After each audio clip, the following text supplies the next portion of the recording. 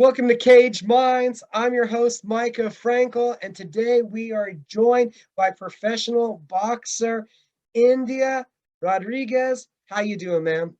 I'm doing good. I'm doing good. How are you? I'm doing great. I'm great. We're talking to you because next weekend, back in Las Cruces, going down for a rematch to take on Amy Salinas once again. So walk me back a couple months. First Mhm. trip to Las Cruces. Talk to me about the fight, the victory, everything. Oh, well, we went down there a few months ago. Like, I was very excited. I knew it was going to be a battle offhand because we were in her hometown. I know that Amy was going to bring it. So when we got in the ring, I feel like we had one of the best fights of the night. We were going at it. Both of us went hard, like the whole 6 rounds, and I was able to come out on top. Did you expect her hometown, a close fight, that the decision would come out in your favor? When they said split, I'm not going to lie, I was like, oh no. but Here we go again. Yeah, but it really did feel so satisfying to get that win because you work so hard and you do all this training, so it's nice to have wins. Even though it's a sport, I know I'm gonna have some losses and I'll have wins. So it's always nicer to get a win. Like I'm just gonna be real. How surprising is that you've had the split decision that should have went in your favor, go to the draw. You've had one recently not go in your favor. How did it feel to hear the out of town judges actually give you one? It felt really good. It felt like I was being recognized. It felt like okay, people can really see my skill. They don't just see me in my plain little shorts and basic uniform and think oh she's not much. But once they see me in the ring, they're like oh dang she could really go at it. This girl really trains. She fights hard. So it feels good to get that recognition. You know. What did you think of the fight? It goes in your favor, but seriously, how are you feeling after those rounds before the cards are read? What were your thoughts on the performances, what you did well, what you didn't like about the fight? I felt really good about the fight. I liked about how consistent I was, about how much I kept the pressure on her. So I felt good about that. Definitely just more stamina. I just need to make sure I could do, continuously all 6 rounds, just go, go, go. So that's something I'm always working on. It's just picking up my stamina, picking up the pace. So that's something that's constantly being worked on. Is that the same kind of message that the corner was delivering to you? Hey, we did good, but this is what we can improve on. Yes, yes, definitely. Always, what my coach like, you can always throw some more punches. So that's always going to be a note, you know. And then you walk away from it. It's a split decision. You're the road warrior. You're that underdog. Did you expect this call? Did you expect, oh, we know she's going to want to run this one back? Yeah, like before I left, I actually saw Amy and her people. We got a picture together, and they told me, "Hey, we definitely want a rematch." I was like, "I'm all for it," because that was amazing. That was a battle we was able to really put it on for the people of Los Cruces, and I'm excited to do that again next week. You've taken one fight in between. What kind of camp specifically in preparation did you get to put together for this one for March 12th? For March 12th, well, my camp really just consists of me and my coach Mario and my husband Benjamin. And we just go to different gyms. We get sparring wherever we can get sparring from. I'm constantly working out and running. So that's what my camp consists of, what I do every day. We're always working out. We're constantly in camp. It's just a couple months removed. Do you see any big improvements, developments happening between either one of you, or do you think it's too quick of a rematch that what we saw in October is kind of what we're going to see again here in March? Well, I can't really speak on what she's been doing. All I know is that I've been fine tuning myself so I could be better than I was in the first fight. And I'm sure, especially since she just came off this loss, she's gonna be coming at me. Like we already know this is gonna happen. So I feel like this fight it's too soon to tell like which way it'll go. But definitely, I think we're gonna both come at each other. Like we're both coming hard because we know based off our last fight, we both came at each other really hard. So this next one, I'm expecting harder. I'm expecting more from this next fight. In combat sports, traditionally, you look at rivalries are something special.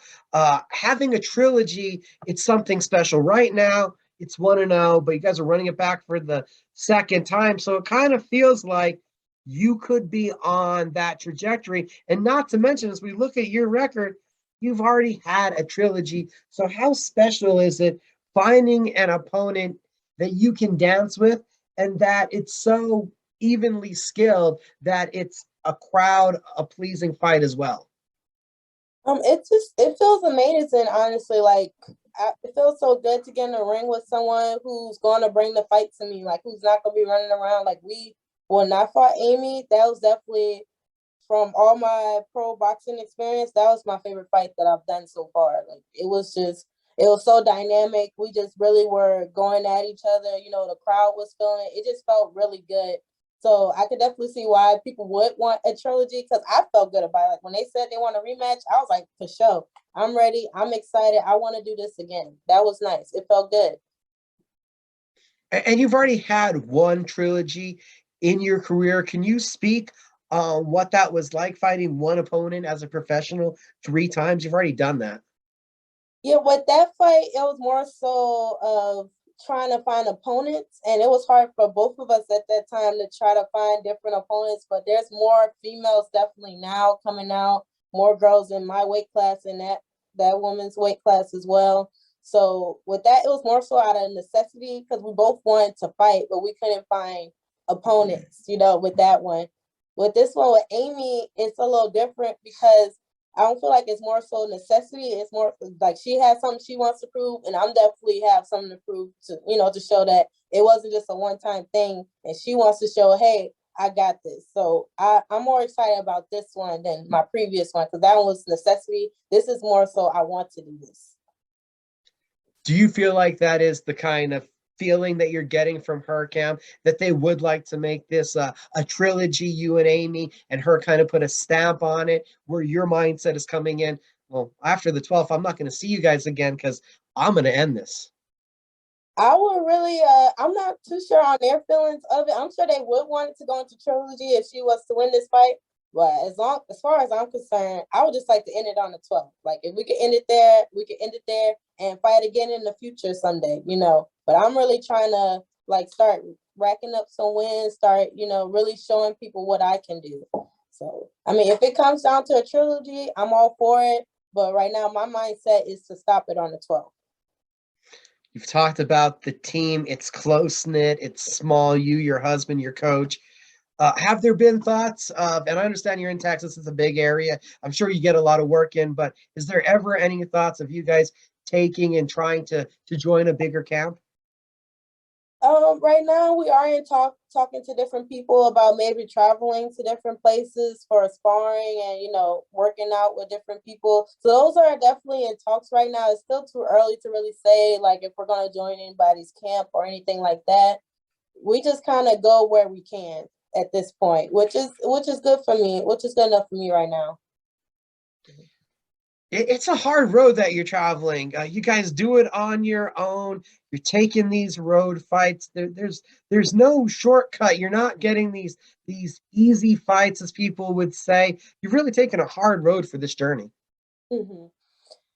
I mean, I feel like that's what the sport is about. When you're in amateurs, you don't really get to pick your opponent. You weigh in and you go fight somebody, and that's how I see it. Like when I fought Christina Cruz, like I know she was a big name and I was very excited to fight her. People was like, "Are you sure?" I was like, "Yes, I'm sure." Because at the end of the day, we're both boxers, we're both fighters, and if she feels confident in her abilities and I feel confident in mine, we should fight. So I don't regret any of my fights where I lost because it gave me experience. It got me out there. It let people see what I can do. So I'm just very excited for everything that's to come and everything that's coming my way. Like I'm ready to really put my mark on this sport. One thing that's really jumped out at me each time that I've gotten the opportunity to see you perform or talk to you, is a genuine love, it seems like, of boxing, of pugilism, and of putting in the grind for where you want to go. Yeah, I just think it's really important because at the end of the day, boxing is a dangerous sport. So you should be constantly working out and figuring out how to protect your head, stuff like that when you train. But also, it's a good stress reliever. It's always nice to punch somebody in the face, and then there's no hard feelings after. So that's that's what I love about it because you get to release all that in the ring and you just leave it all in there. That's what I love about you just leave it all in the ring. That's the type of sport boxing is. You leave it there and then that's it. You don't take it with you home or nothing. Is that something, a benefit from other jobs that you didn't have before, where you're like, okay, I can leave it in the ring, where a bad day at the office, man, somebody that might linger with you a few hours. Yeah, I've been boxing since high school. So when I got to further jobs and I started getting into those annoyances of customers and whatever else, I was like, ooh, I'm happy I'm in boxing because this helps me get rid of all that. Just leave it up in the ring. Leave it in the ring. When you got the call for the fight, were you surprised right away? A couple months later, they wanted to run it back with you. Amy hasn't had another opponent. You've gotten one in since then. Mhm. No, I wasn't surprised because the night that we had the fight, they were talking about a rematch. So I figured it was coming. I'm just happy it's happening now because I want us. I like to fight. Like if I can fight once a month, I'll be cool. So I'm just happy I have another fight coming up. And then I was not down in Cruces fight week. I didn't know what was going on, but I was hearing through some channels, not in your camp specifically, but just around the event. There was just a bunch of chaos last time. For the cruise fight, The moving of venues the week of the fight. oh yeah, okay, I get what you're saying. Yeah, they had apparently their venue got I'm not sure what exactly happened, but the promoter for that fight, he handled everything. Like he got us in the venue and all that stuff. It was a little disorganized when we first got there because we had to share that space with like the high school competition type thing. But once we got those little details ironed out, it went so smoothly. And I always thank him so much because every time I go out there, he always puts on such a good show and he's always so professional. That's the School of Hard Knocks promotions. That promotion, it's such a good promotion. And even with the venue falling through, he found another one real quick. He got everything. He let people know, he got it together. So I didn't really have any problems. It wasn't really an issue for me. Now we're a couple months removed, head into the next fight. You said besides throwing more punches, more cardio, what's some of the differences besides me trying to get the last name right, Indeya Rodriguez? What's the differences we're going to see out of you in the ring this time?